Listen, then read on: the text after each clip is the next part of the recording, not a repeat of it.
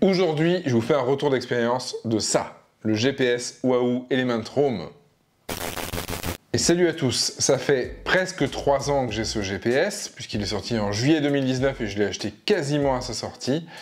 Il y a quelques temps déjà, on avait fait une vidéo avec mon pote David sur le comparatif du Garmin versus du Wahoo. C'est une vidéo qui a le plus marché sur la chaîne. Alors aujourd'hui, je ne vais pas reproduire ça, mais je vais plutôt vous faire mon retour d'expérience, ce que j'aime pas, les fonctionnalités qui ont évolué depuis, comment il est adapté à ma pratique aussi qui a évolué, puisque maintenant je fais aussi du vélo de route et du gravel. C'est tout ça que je vais vous proposer aujourd'hui. Chose importante à préciser, Wahoo n'est pas au courant de ça, elle n'est pas du tout sponsorisée, c'est moi de mon propre fait que j'estime que c'est intéressant pour vous de vous faire un retour sur ce Wahoo. Je vois pas mal de questions passer sur Facebook ou en commentaire de la précédente vidéo. Donc je me dis que c'est intéressant de vous donner mon opinion sur ce GPS pour ceux qui se posent encore la question duquel choisir.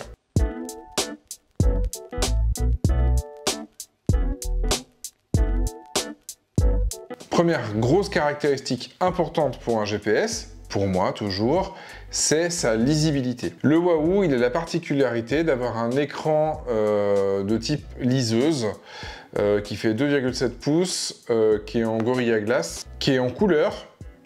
Il y a entre 8 et 10 couleurs, qui s'adapte à la luminosité ambiante et qui est toujours super lisible. J'ai jamais été pris en défaut, que ce soit de jour, de nuit, en sous-bois, en plein soleil. J'ai jamais eu de souci de lisibilité avec. C'est vraiment pour moi un gros point positif. En plus de ça, pour la lisibilité, il a 2 rampes de LED, sur le côté ici et en haut. Sur le côté, c'est paramétrable. Moi, j'utilise ma fréquence cardiaque, mais on peut mettre la cadence, la vitesse, etc.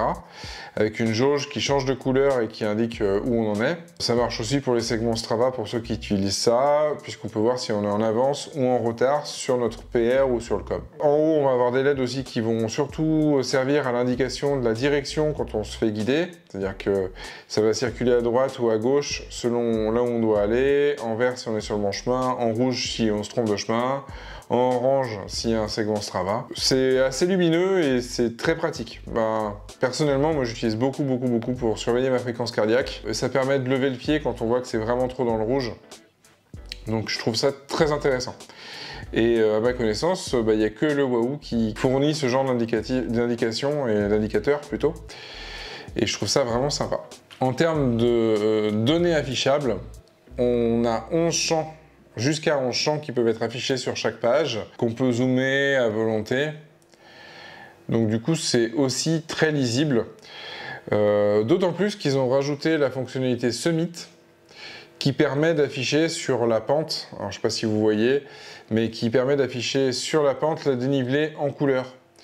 Vert si c'est à plat, de jaune jusqu'à rouge si c'est des grosses pentes, et gris si c'est de la pente négative. C'est un petit plus, c'est arrivé avec une dernière mise à jour, et ça rajoute vraiment à la lisibilité, moi j'aime bien ça. Et du coup, pour enchaîner, on a aussi une page spéciale avec l'ascension, avec la dénivelée en cours, qu'on peut zoomer ou non. Et pareil, avec la fonctionnalité Summit, maintenant c'est en couleur. Avant, c'était juste en noir et blanc avec le profil altimétrique. Et bien là, on voit vraiment la dénivelée avec la pente sur chaque tronçon du parcours. Et c'est franchement sympa à voir en plus, quoi. Dernier point, c'est la carte. Alors là, je l'ai volontairement dézoomée pour pas qu'on voit exactement où je me trouve, mais elle est super lisible. On distingue bien les chemins, des routes, des grands axes, des rivières, de tout ce qu'on peut trouver dessus. Très lisible, zoomable. Moi, je suis très satisfait de cette carte-là.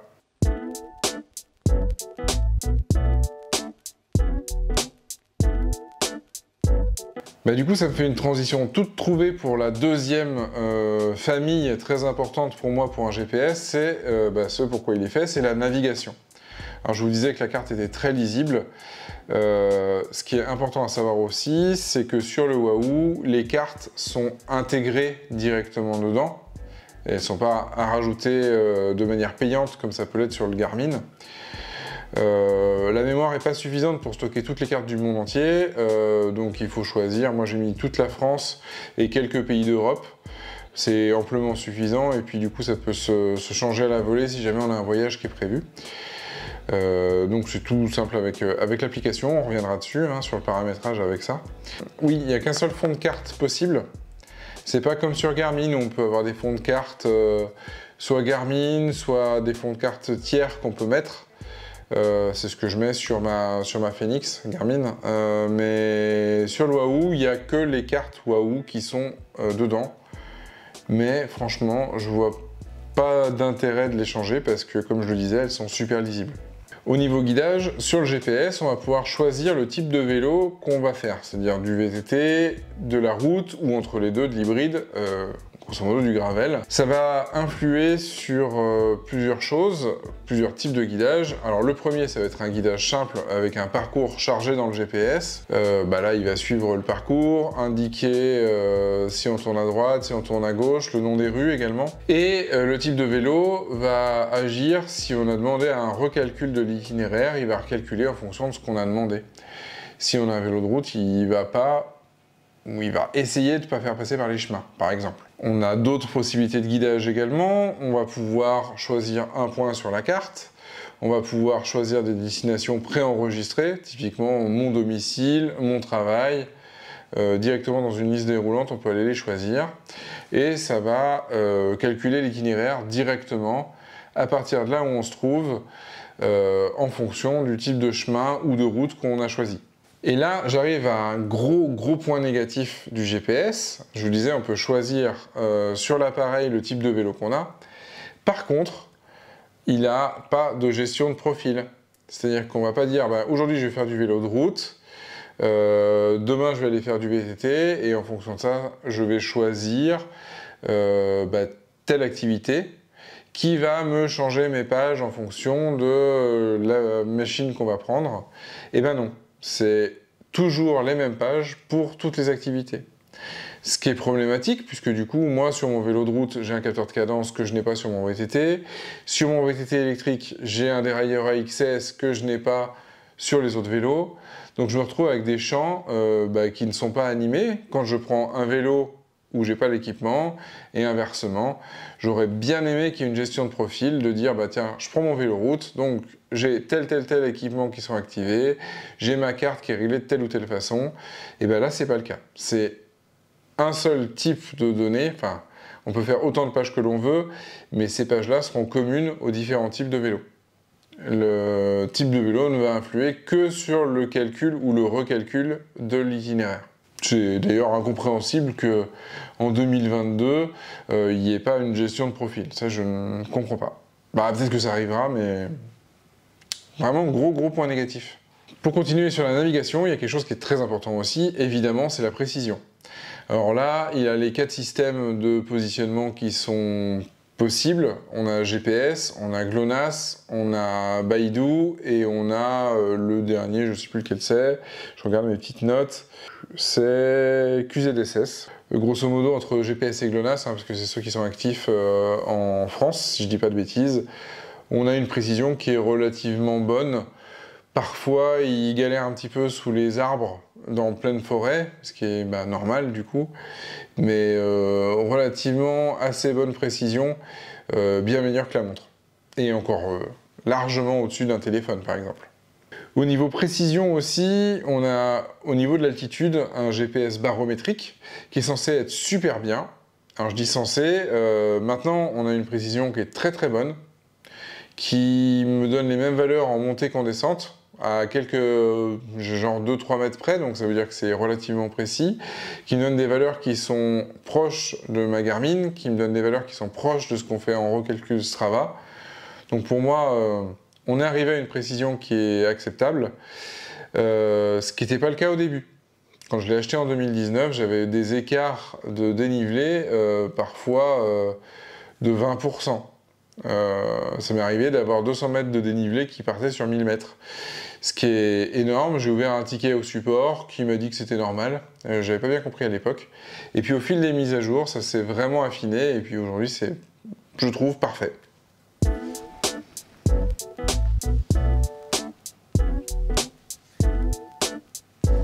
Maintenant, je vais parler un peu plus de l'appareil en lui-même. Alors, première chose super importante, l'écran n'est pas tactile.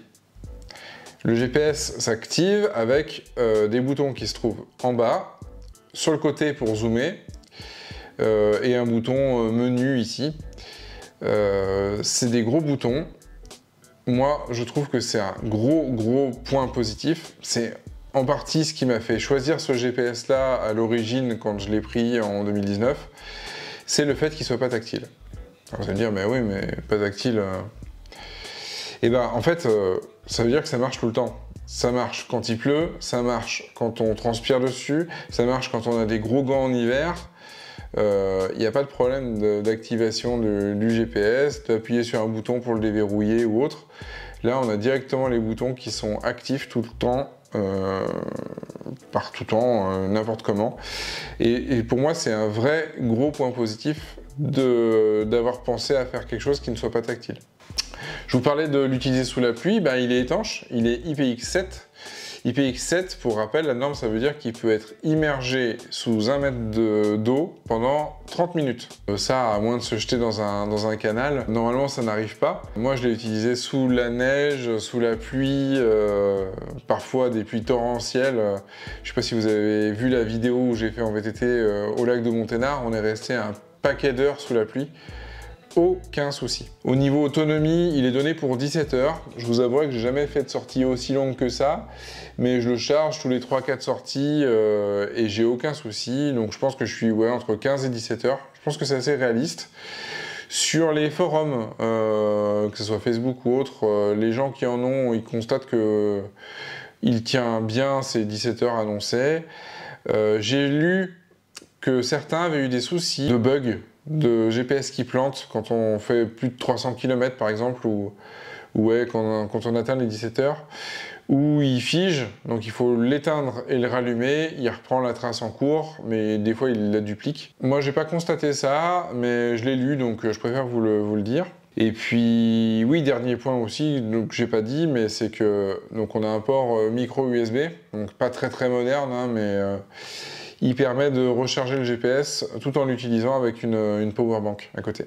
Donc ceux qui font des trips sur plusieurs jours ou de l'ultra distance, on peut avoir la batterie externe pour pouvoir le recharger tout en l'utilisant. Et dernier point, c'est qu'il est super résistant. Alors je disais que c'était un écran Gorilla Glass. Moi je l'utilise en VTT et j'ai tendance à bien le secouer. Maintenant il est sur le top tube pour le protéger au maximum, mais avant je l'utilisais devant sur le cintre. Il a parfois fait quelques vols planés bien sympas. Je ne sais pas si on le voit, mais il est un peu tout marqué de partout. Parfois je l'ai fait tomber aussi en l'enlevant du vélo à la fin d'une sortie, bref. J'ai parfois deux mains gauches, du coup il n'a jamais eu de soucis.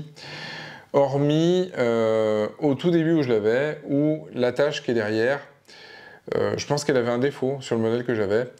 Elle a cassé. Et comme sur les Garmin, c'est inclus dans la coque, j'imagine pour des soucis d'étanchéité. Du coup, il a fallu le renvoyer en garantie et le SAV était super. Ils m'en ont renvoyé un tout de suite. Dès lors qu'ils l'ont reçu, au bout d'une semaine, j'avais une boîte toute neuve qui arrivait à la maison.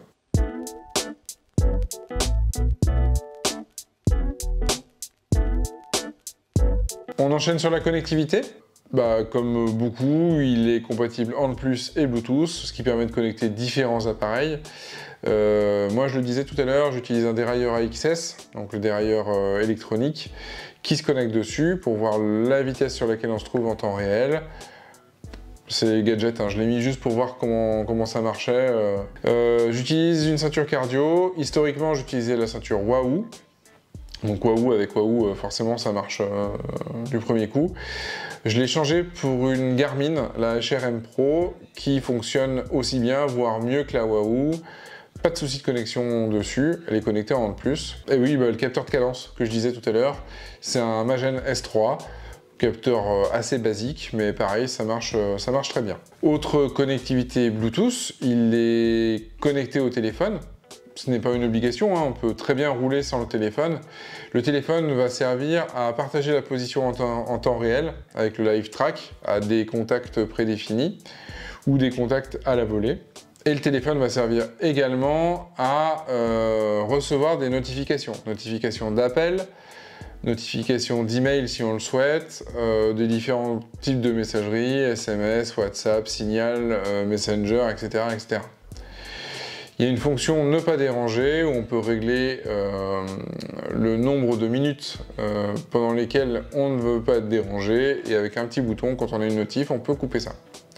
Ça peut être pratique si vous avez des groupes WhatsApp ou Messenger qui sont très actifs.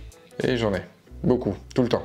Donc ne pas déranger, ça sert bien. Au niveau connectivité, on a aussi une connectivité Wi-Fi qui permet de synchroniser les segments, les parcours, de prendre les mises à jour, etc., etc.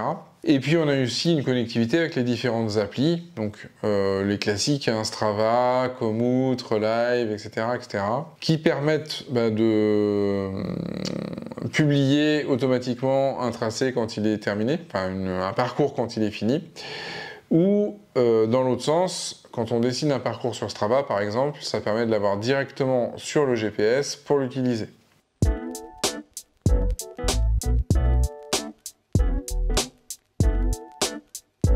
J'enchaîne sur une autre partie qui est importante, c'est tout ce qui est application, paramétrage, etc. Le paramétrage du GPS se fait à 99,9% avec le smartphone. C'est l'application qui va permettre de définir les pages que l'on veut, les champs qu'on va vouloir afficher, les transferts dans un sens ou dans l'autre, les paramétrages, tout se fait avec l'appli qui est super simple d'utilisation. C'est vraiment un gros plus d'avoir cette appli et cette simplicité. Par contre, si l'application Wahoo est super simple, elle fait que du paramétrage de GPS. On ne va pas retrouver un écosystème complet comme on va l'avoir sur Garmin. Alors moi j'adore ce qu'il y a sur Garmin avec ma montre qui fait le tracking à 24 heures sur 24, de retrouver la forme, les calories consommées, on va retrouver le sommeil, on va retrouver tout ça avec plein d'applis interconnectées, avec MyFitnessPal notamment aussi que j'utilise tout le temps. Là, côté Wahoo, Wahoo c'est vraiment pour paramétrer le GPS, qui fait que GPS. On n'a pas cet écosystème autour. Pareil, on n'a pas de logiciel pour tracer des parcours, comme on va l'avoir sur Garmin par exemple aussi. Alors je parle beaucoup de Garmin parce que c'est le seul que je connaisse à côté du Wahoo. Comme je l'ai dit au départ, c'est pas un comparatif, mais voilà, c'est juste pour donner un peu de notion. Wahoo, il n'y a pas, à ma connaissance, de logiciel de dessin de parcours, de tracé de parcours. C'est pas très grave, moi j'utilise Strava, je trouve qu'il est ultra performant pour faire vraiment le parcours que l'on veut, choisir le type de surface, choisir la dénivelée, choisir les itinéraires qui sont pris par le plus de cyclistes possible. Donc pour moi ça me va très bien. Donc je trace mon itinéraire dans Strava, je l'enregistre, j'allume le GPS, il va se synchroniser automatiquement en Wi-Fi et le parcours va être directement disponible. Parfait, je n'ai pas besoin de plus. Mais il faut le savoir, c'est que Wahoo, c'est un GPS avec une appli pour faire du GPS. Point.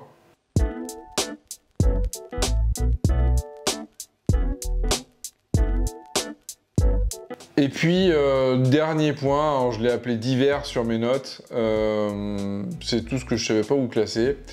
On va retrouver deux types d'attaches. On va retrouver une attache pour mettre sur le cintre, que moi je mets sur le top tube.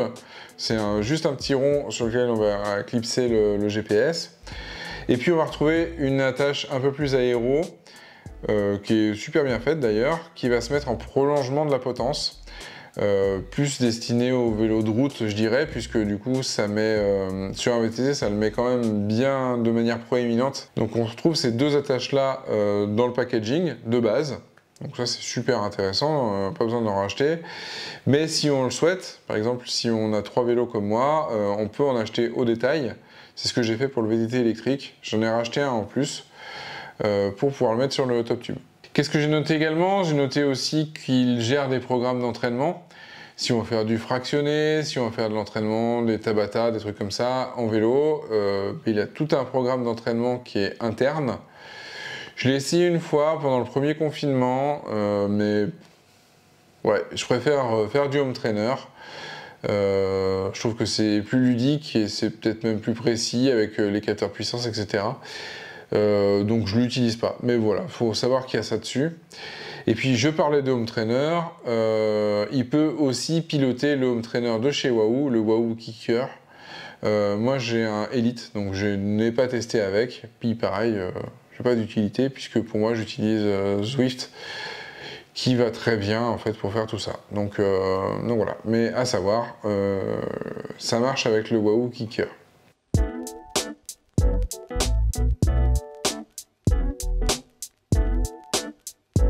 Donc au final, si on résume, on a un GPS qui ne fait que GPS, mais qui le fait super bien, que ce soit en termes de précision, de lisibilité, de navigation, etc. Pour moi, ça reste le top du top. Il est super simple d'utilisation. Donc pareil, si vous n'avez pas envie de rentrer, moi j'ai testé avec la Garmin hein, sur le paramétrage, on peut aller super loin sur les écrans de données, etc.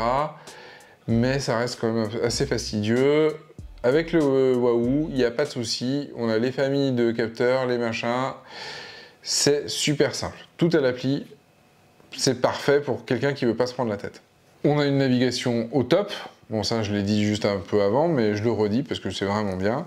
Et puis, qui s'adapte au type de vélo qu'on a. VTT, route, gravel. Par contre, comme je le disais, et ça, pour moi, c'est le point négatif, on n'a pas de profil différent selon le type de vélo. Et ça, ben moi, je comprends toujours pas. Je comprends pas que ça n'existe pas sur un GPS à ce prix-là, puisque du coup, prix neuf, il était à 350 €. J'ai pas vérifié combien il coûtait maintenant, en 2022. Mais voilà, on est sur un appareil qui coûte quand même un certain prix. Et ça paraît tellement évident d'avoir une gestion de profil, de paramétrage comme ça. Et ben, on l'a pas. Bref, c'est pas ça qui me fera changer de GPS, puisque j'ai des pages dédiées à chacun des vélos, mais c'est plutôt fastidieux à chaque fois de passer sur page pour passer de l'une à l'autre, parce que ça passe en cyclant. Ça ne fera pas changer de GPS, mais j'ai quand même bon espoir qu'un jour, il y ait une mise à jour qui ramène ça. On n'est pas à l'abri qu'il y ait des mises à jour qui changent pas mal de choses. Le côté Summit, franchement, c'est pas une révolution, mais c'est quand même quelque chose qui est arrivé, qui était très intéressante. Donc voilà, donc j'espère que ça vous a plu, ce retour. Alors comme je le disais en intro, hein, c'est mon ressenti, mon classement de ce qui est important pour moi, mais j'espère que ça vous aura éclairé si jamais vous vous posez la question de savoir si ce GPS est fait pour vous ou pas. Dans tous les cas, bah, vous pouvez voir dans, j'imagine, à peu près toutes mes vidéos, vous pouvez le voir en action. Là, normalement, je vais avoir mis quelques petites vidéos en insert pour vous montrer un petit peu ce qu'il en est. Mais allez voir les autres vidéos, il y a tout ce qu'il faut dedans.